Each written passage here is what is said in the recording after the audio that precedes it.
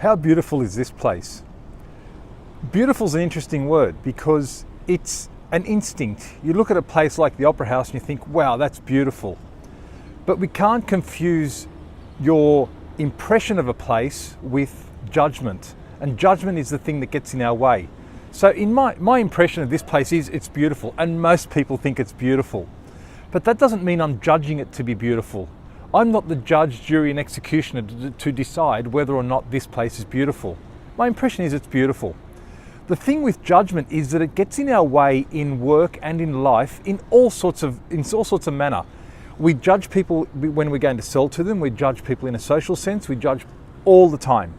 And the reason we judge is that it's instinctive. It's an evolutionary thing that we've developed to help protect us and make our lives a bit more efficient. So let me go back one little step. You think about a cat. A cat might be sitting at the top of maybe that roof, or that's a bit high, or the roof of your house. And the cat's looking down thinking, well, I wonder if I can get down or not. It doesn't really give it too much thought. It just instinctively knows that the floor might be too far down, or the roof's too high, or that it's not going to make it, the wind or whatever.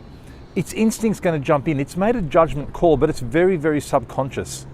As a human, as a kid, you might have jumped on the roof and you look down and you think, oh, you don't know if you can make it, but your instinct says, you've got this judgment that goes on and says yes, no. And it's a very, very fine line, not a fine line, it's a very definitive line that says this either can or cannot happen. It's very binary.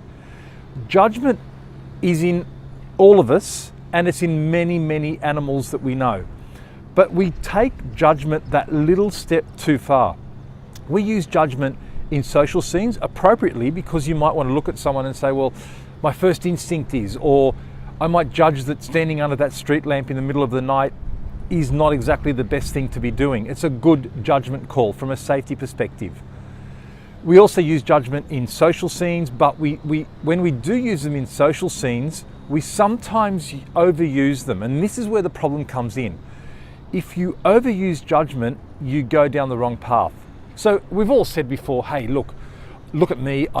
I can judge someone in 1 second. I just take one look at them and I can judge whether they're a good or a bad person. I get that. And a lot of us can do that to some extent. But I've also heard people say many times, gee, I judged that person wrong. Gee, I thought he was a jerk. Or gee, I thought she was such a nice girl and she turned out to be evil. Or gee, he turned out to be a two-timing cheat. I didn't think that when I first met him. Our judgments can be wrong. They can also be wrong in a customer service sense. In a customer service sense, I had my own example.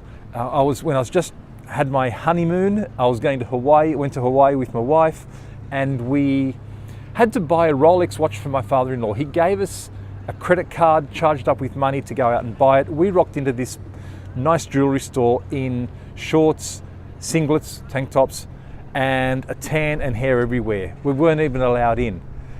Our intention was to buy a watch, but they didn't know anything about us, but they judged that we wouldn't be able to afford one. And we do it all the time. Car dealerships do it, jewelry shops do it, some restaurants do it, hotels do it. We prejudge people to our own detriment. The purpose of judgment is to make an efficient call as to whether or not something's going to be okay. But it's the first call, it's not the final call. So don't let the purpose of judgment get in the way of you selling something, of you advancing in your career. You might judge someone in your team to be useless, but they actually might be that star person who makes the project succeed and then gets you that promotion. These judgments are not the be all and end all. Please don't depend on them like your life depends on it. It does when you're jumping off a roof, but it doesn't in the business sense, because other parts of your brain have to come into play. Most notably, your conscious brain. We as humans have got a conscious ability to change what we instinctively want to do. And that subconscious ability being overridden by the conscious at times is a very, very important survival skill. I should be jogging like that guy.